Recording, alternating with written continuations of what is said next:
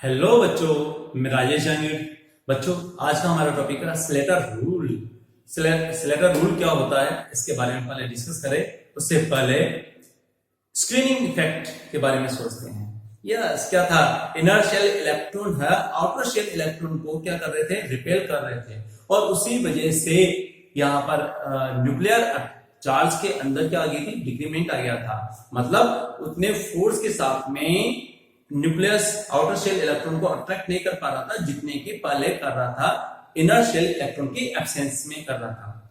तो इसका मतलब यहां पर जेड में यानी न्यूक्लियर चार्ज में जितनी कमी आती है उसे हम स्क्रीनिंग कांस्टेंट कहते हैं। और स्क्रीनिंग कांस्टेंट को हम थ्योरेटिकली स्लेटर रूल की हेल्प से मेजर करते हैं। यानी स्लेटर रूल स्क्रीनिंग कांस्टेंट के मेजरमेंट को शो करता है। तो बच्चों, यहां पर हम स्टार्ट करते हैं। क्या होता है?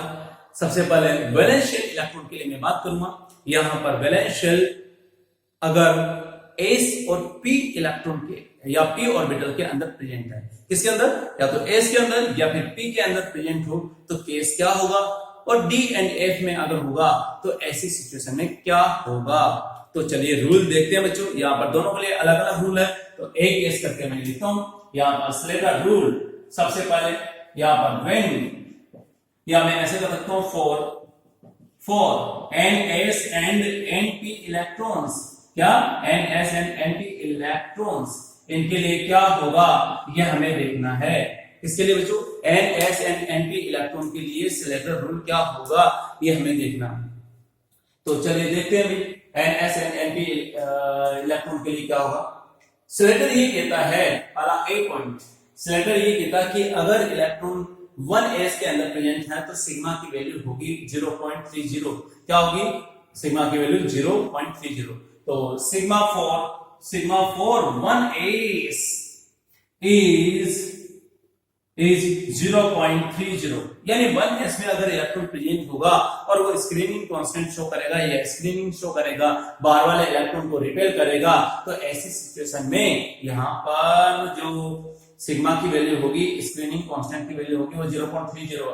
बी की अगर बात करते हैं, sigma for NS and NP electrons बाहर यानी आउटरमोस्ट शेल की मैं बात करूंगा, S एंड P के अंदर इलेक्ट्रॉन अगर प्रेजेंट हो 1s के अलावा, अगर 1s आउटरमोस्ट शेल नहीं है, जैसे 2s 2p या 3s 3p 4s 4p 5s 5p, इनके लिए मैं बात करूंगा। देन क्या होगा? For sigma for 1 NS and NP electrons is 0.35। तो ऐसी सिचुएशन में इसकी वैल्यू बढ़ जाती है, 0.35 हो जाता है। सी की बात कर रहे हैं, sigma for n-1 S P D and F, या तो S के अंदर प्रेजेंट हो या फिर P के अंदर प्रेजेंट हो या फिर D के अंदर प्रेजेंट हो या F के अंदर प्रेजेंट हो, किसी में भी इलेक्ट्रॉन प्रेजेंट हो, लेकिन n-1 शेल हो। जैसे मैंने आपको बताया था, आउटरमोस्ट शेल को वैलेंस शेल कहते हैं, उससे अंदर वाले शेल को जो कि n-1 होता है उसे हम कहते हैं पेनल्टीमेट शेल। तो यहाँ पर ये पेनल्टीमेट शेल की बात कर रहा है। तो sigma for n-1 S P D F is 0.85। ये आपको याद करना है, यह इसी के हेल्प से हम थ्योरेटिकल वैल्यू कैलकुलेट करेंगे इसकी स्क्रीनिंग कांस्टेंट की। चलो डी की अगर बात करें तो डी क्या होगा? सिग्मा फॉर n-2 ऑनवर्ड मतलब n-2 n-3 n-4, ये इनकी बात करूंगा। S P D and A is 1, यानी जब कभी भी n-2 एंटी पेनल्टीमेट शेल जो बाहर वाले वैलेंस शेल से बिल्कुल नेक्स्ट इनर की मैं बात करूंगा, तो उस ऑर्बिटल में इलेक्ट्रॉन प्रेजेंट है या उससे भी अंदर प्रेजेंट है, तो ऐसी सिचुएशन में यहां पर SPDF के अंदर प्रेजेंट इलेक्ट्रॉन के लिए सिग्मा की वैल्यू क्या होगी? 1 होगी। ठीक है बच्चों, ये 4 रूल लिख दिए थे। कितने? 4 रूल। किसके लिए? NS एंड NP इलेक्ट्रॉन्स के लिए। हमें याद रखना कि वैलेंस शेल में अगर इलेक्ट्रॉन प्रेजेंट है, वैलेंस शेल क्या हो? जिसमें S और P के अंदर इलेक्ट्रॉन प्रेजेंट हो। ठीक है बच्चों, यहाँ पे वैलेंस शेल की मैं बात करूंगा। अगर आउटरमोस्ट शेल या वैलेंस शेल NS और NP हो तब ऐसा केस लेना है। अगर valence shell ND and NF हो तो अलग केस लेना है, वो मैं बाद में बताऊंगा। पहले प्रैक्टिस कर लेते हैं। चले बात करते हैं, एग्जांपल्स लेते हैं। सबसे पहले एग्जांपल लेते हैं, सबसे सिंपल एग्जांपल क्या हुआ, हाइड्रोजन। ओके, हाइड्रोजन के लिए सिग्मा की बात करते हैं। चलिए, हाइड्रोजन के अंदर इलेक्ट्रॉन होता है, एक ही होता है। अब यार एक इलेक्ट्रॉन क्या खुद के ऊपर रिपल्शन शो करता है, कोई दूसरा इलेक्ट्रॉन आएगा तभी तो उसको धक्का मारेगा। ठीक है बच्चों, इसका मतलब मैं ऐसे कर सकता हूँ, एक सिंगल इलेक्ट्रॉन है इसलिए सिग्मा की वैल्यू क्या होगी, 0 होगी। तो मैं ऐसे कर सकता हूँ सिग्मा इज इक्वल टू 0, क्योंकि यहाँ पर तो इलेक्ट्रॉनिक कॉन्फ़िगरेशन लिखता हूँ, EC इलेक्ट्रॉनिक कॉन्फ़िगरेशन क्या होगा, 1s1। कितना होगा, 1s1, एक ही इलेक्ट्रॉन है। तो यहाँ पर मैं कहूंगा सिग्मा की वैल्यू क्या होगी, 0। ऐसे में तभी तो मैंने आपको बताया था कि सिंगल इलेक्ट्रॉनिक स्पीशीज है उसके लिए सिग्मा की वैल्यू क्या होती है, 0 होती है। क्यों होती है, उसका रीजन क्या है कि खुद के ऊपर कभी भी रिपल्सन फोर्स नहीं होता है। क्या होता है, नहीं होता है। तो ऐसे सिचुएशन में क्या होगा, यहां पर मैं कहूंगा Z इफेक्टिव की वैल्यू निकाल लेता हूं। यार Z इफेक्टिव हमने पढ़ा था लास्ट क्लास में, Z माइनस सिग्मा होता है, यानी इसका Z तो 1 ही है बच्चों, हाइड्रोजन का 1 ही तो है, 1 माइनस 0 इज इक्वल टू 1 ही रहेगा। ओके, इस तरह से कैलकुलेट करते हैं। चलो हीलियम लेते हैं, नेक्स्ट एग्जांपल हीलियम। यहां पर इलेक्ट्रॉनिक कॉन्फ़िगरेशन की बात करते हैं, किसकी, इलेक्ट्रॉनिक कॉन्फ़िगरेशन होता है क्या, यहां पर 1s2 है भाई, क्या है, 1s2। दो इलेक्ट्रॉन आ गए, यस, एक इलेक्ट्रॉन और एक, दो इलेक्ट्रॉन, यानी एक इलेक्ट्रॉन तो चुपचाप बैठा रहेगा, दूसरा इलेक्ट्रॉन उसको धक्का मारेगा। मतलब मैं ये कहना चाह रहा हूं कि जिसके लिए Z इफेक्टिव की वैल्यू कैलकुलेट करेंगे उसको उस इलेक्ट्रॉन पर दूसरा इलेक्ट्रॉन है वो रिपल्सन शो करेगा। तो इसका मतलब मैं कहूंगा यहाँ पर देखिए सिग्मा की वैल्यू क्या होगी बच्चों, कितने इलेक्ट्रॉन हो, दो में से एक इलेक्ट्रॉन दूसरे को रिपेल करेगा, यानी एक ही कर रहा है ना, यानी जितने भी इलेक्ट्रॉन हो उसमें से एक घटा करके हम सिग्मा की वैल्यू निकालेंगे। तो क्या होगा, यहाँ पर 0.30 मल्टीप्लाई बाय क्या होगा बच्चों, 1। यहाँ पर इसकी वैल्यू हो जाएगी, सिग्मा की वैल्यू ये होगी, Z इफेक्टिव की वैल्यू कितना हो जाएगी बच्चों, आप ले सकते हैं यहाँ पर Z माइनस सिग्मा, क्या ले सकते हो, Z माइनस सिग्मा हम यहाँ पर ले सकते हैं। ओके, तो कितनी वैल्यू आएगी, Z की वैल्यू है 2 माइनस सिग्मा 0.30, आप ले सकते हैं 1.7, यहाँ पर Z इफेक्टिव मिलेगा। मतलब ओवरऑल जो नेट अट्रैक्शन फोर्स होगा मल्टी इलेक्ट्रॉनिक सिस्टम में वो हीलियम वाले केस के अंदर 1.7 में मिलता है। चलिए आगे हम बढ़ते हैं, थर्ड एग्जांपल लेंगे इसका, लिथियम लेना पड़ेगा भाई, लिथियम बहुत शानदार एग्जांपल है, इसी के बारे में हम पहले कैलकुलेट करेंगे क्योंकि इन्हीं से रिजल्ट मिलेगा हमें कई तरह के रिजल्ट कौन कौन से मिलेंगे, देखते हैं यहां पर।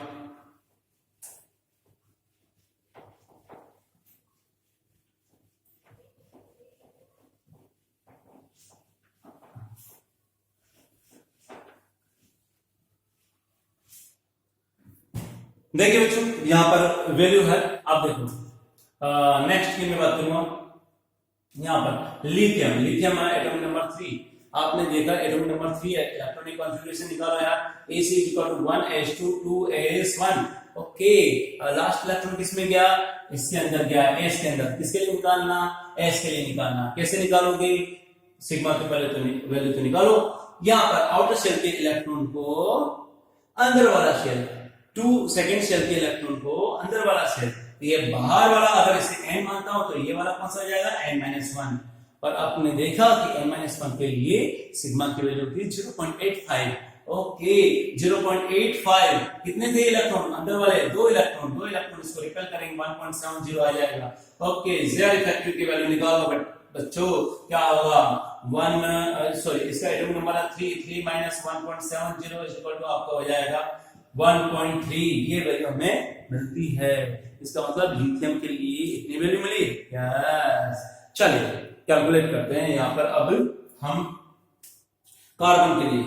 नेक्स्ट एग्जांपल 6, इलेक्ट्रॉनिक कॉन्फ़िगरेशन आप लिखोगे तो बच्चों क्या होगा, electronic configuration is equal to 1s2 2s2 2p4, ये वैल्यू होगी। ओके, आउटर शेल कितना है, ये n है, तो ये वाला क्या होगा, n-1 होगा।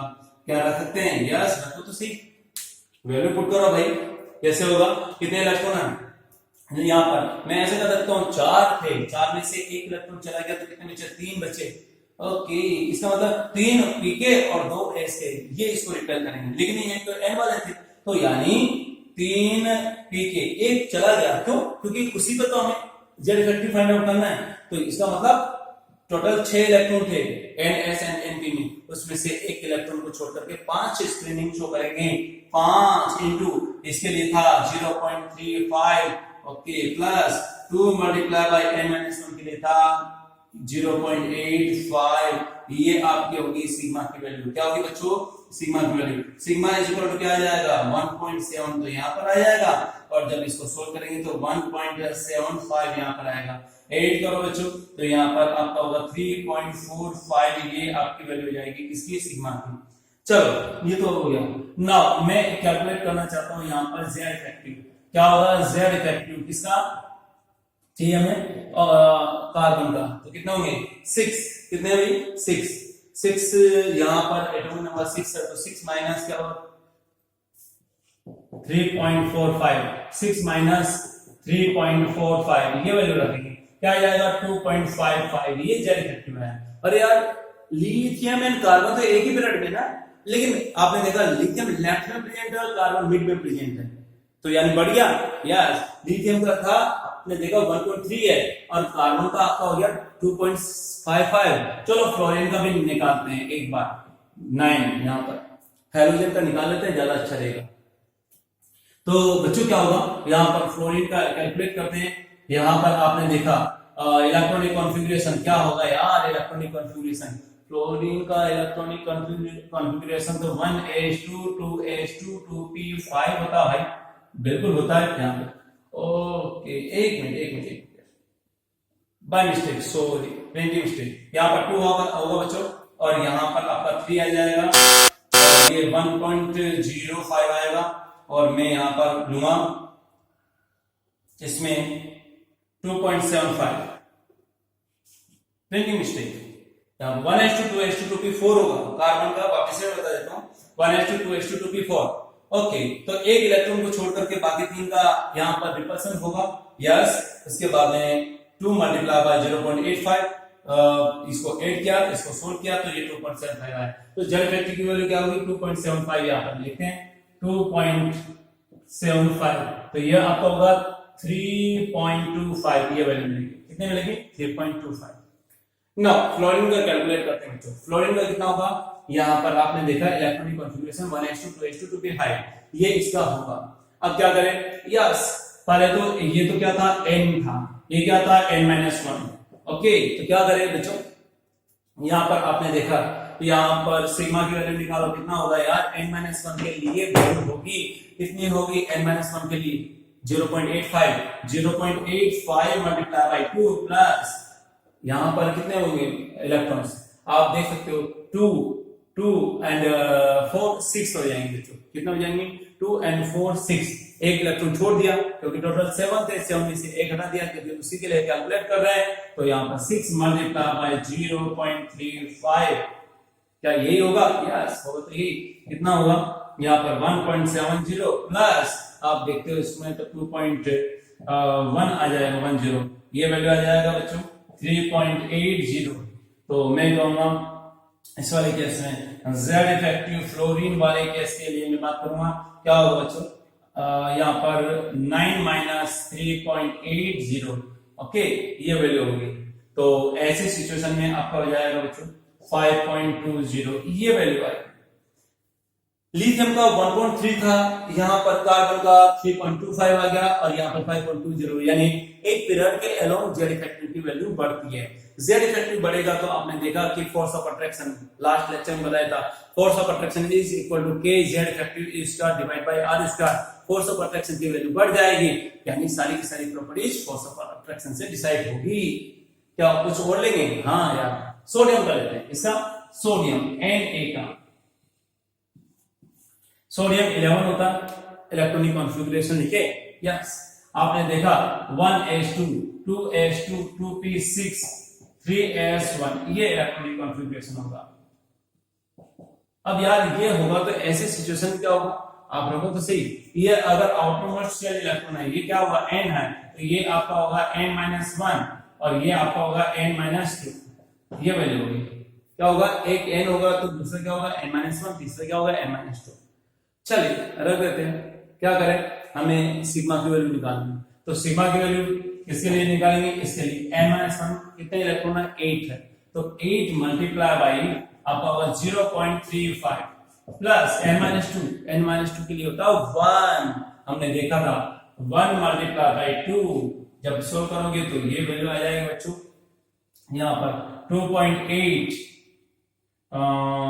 ये तो 2 हो गया, और एक मिनट n-2 के लिए तो 85 होगा ना यार, n-1 के लिए 85, तो यहां पर आपका होगा n-1 के लिए 85 0.85, और यहां पर n-2 के लिए 1 होगा। जब इसको सोल्व करोगे तो क्या क्या आएगा, ये आपका होगा 6.8 प्लस 2, तो 8.8 आ जाएगा। सोल्व करो, z factor is equal to क्या होगा, रखते हैं यहां पर z माइनस सिग्मा, z की वैल्यू कितनी है यार 11 माइनस 8.8, सोल्व करोगे 2.2 वैल्यू आ जाएगी। ओके बच्चों, n-1 के लिए 0.85 वैल्यू होती है, ये हमें ध्यान रखना होगा, और सिमिलरली हमने यहाँ पे भी सोल्व किया।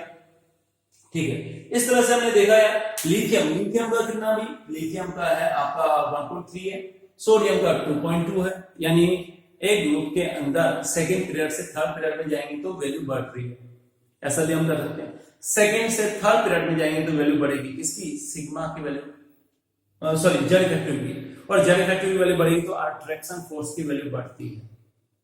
ठीक है बच्चों, तो यहां पर हम कंपेरिजन करेंगे, अभी 3-4 का और हमें कैलकुलेट करना है।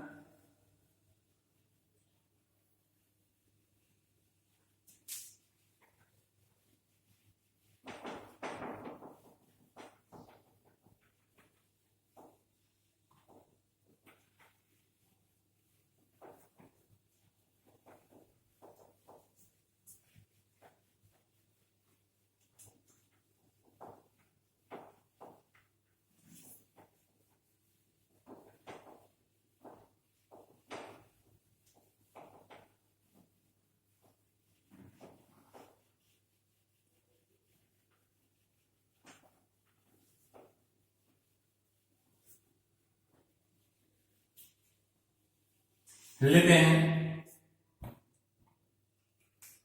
सोडियम का हो चुका हमारा। नाउ नेक्स्ट है सिलिकॉन, सिलिकॉन 14, ये लेंगे हम क्या 14।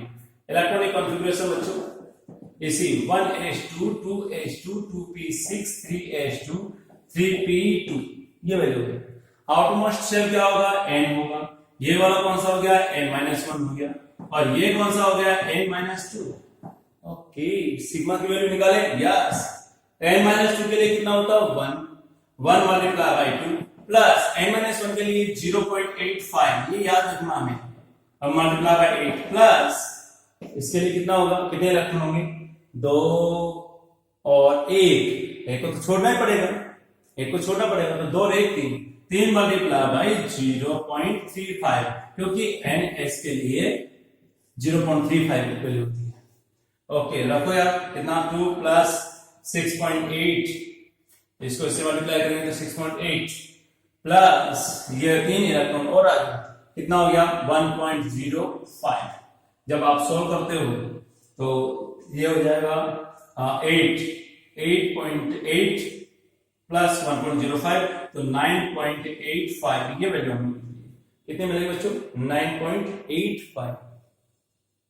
ये ऐड करने के बाद में हमें वैल्यू मिलती है। तो सिग्मा की वैल्यू कितनी है, तो जेड इफेक्टिव क्या होगा सिलिकॉन के लिए, जेड इफेक्टिव इक्वल टू क्या होगा जेड माइनस सिग्मा, यानी 14 माइनस 9.85, ये हो जाएगा 4.15 वैल्यू मिलती है।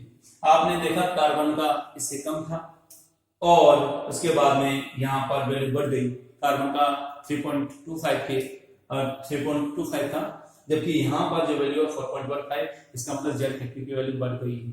ओके बच्चों, ये हमें ध्यान रखना है। चलो आगे बात करते हैं, यहाँ पर कैलकुलेशन 1.085, सॉरी 1.05, ये आपका 6.8 और ये आपका होगा 2, टोटल 8 करेंगे तो यही आएगा। ठीक है, 4.15 वैल्यू हमें मिलती है। चलिए नेक्स्ट की बात करते हैं। कार्बन हो गया, उसके बाद में क्लोरीन का हम देखेंगे बच्चों। आपने देखा 17 होता है इलेक्ट्रॉनिक, यहाँ पे एटॉमिक नंबर, तो इलेक्ट्रॉनिक कॉन्फ़िगरेशन क्या होगा 1s2 2s2 2p6 3s2 3p5, ये वैल्यू होगी। इलेक्ट्रॉनिक कॉन्फ़िगरेशन की। ओके रखो, क्या होगा, ये वाला अगर n शेल है तो ये वाला क्या होगा, n-1 होगा और ये वाला n-2 होगा। क्या रख सकते हैं? हाँ रख सकते हैं। तो क्या वैल्यू आएगी, रखो यहाँ पर n-2 का 1 होगा, n-1 का 0.85, तो 8 electron, 6 into 8 multiply by 0.85 plus कितने इलेक्ट्रॉन होंगे, 5 into 7, लेकिन एक को हटाना पड़ेगा तो कितने आएंगे, 6 इलेक्ट्रॉन, 6 मल्टीप्लाई बाय 0.35 रखो, 2 प्लस इन दोनों को मल्टीप्लाई करेंगे तो 6.8 प्लस 2.10 आपका हो जाएगा 2 and 2 4, 4 and 6 10 and 0.8 and 0.1 0.9, तो आप जब ऐड करोगे तो 10.90 ये वैल्यू मिलेगी। कितना मिलेगा, 10.90, हम देख सकते हैं। यस, इसका मतलब z इफेक्टिव की वैल्यू अगर निकालना चाहूं तो क्या होगा, आपने देखा z effective z minus sigma रखो यहाँ पर 17 माइनस सिग्मा, सिग्मा की वैल्यू होगी 10.90, तो आपका हो जाएगा 6.10। देखो वैल्यू हमने सोल्व किया, 5 and 2 6 हो गया, 6 multiply by 0.35, 2 and 6 8, 8 multiply by 0.85 और 2 मल्टीप्लाई बाय 1, तो ये आपका हो गया टोटल z इफेक्टिव की वैल्यू 10.90, इस तरह से 6.10 है। फ्लोरीन का 4.2 था, इसका आपका 6.10 है, इसका मतलब z इफेक्टिव बढ़ रहा है। यस, ये हमें ध्यान में रखना पड़ेगा, मतलब थर्ड पीरियड के एलिमेंट का z इफेक्टिव सेकंड पीरियड के एलिमेंट से ज्यादा होता है, हम ऐसा स्टेटमेंट पढ़ेंगे। थर्ड पीरियड का z इफेक्टिव वैल्यू है वो सेकंड पीरियड से ज्यादा होता है, तो एज पर स्लेटर रूल। तो आगे बढ़ते हैं बच्चों, एक पोटेशियम का भी कैलकुलेट कर लेते हैं, इसका पोटेशियम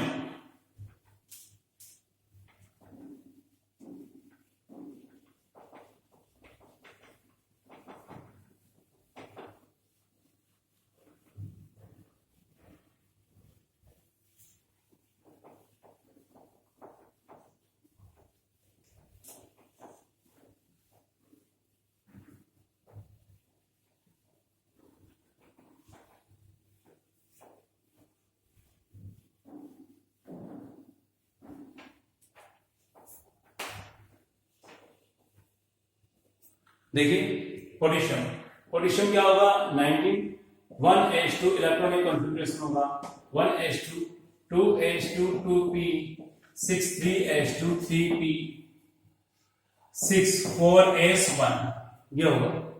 कैलकुलेट करें। यस, ये कौन सा होगा, n, ये क्या होगा n-1, ये आपका n-3, ये n-3, ऐसा लिख सकते हैं।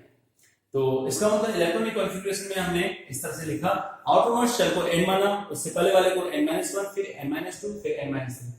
सिग्मा की वैल्यू निकालते हैं, सिग्मा क्या होगा, n-3 यानी n-2 ऑनवर्ड के लिए 1 होता है, तो 2 मल्टीप्लाई बाय 1, यहाँ पे 2 इलेक्ट्रॉन थे इसलिए 1 से मल्टीप्लाई किया, 6 and 2 8, 8 मल्टीप्लाई बाय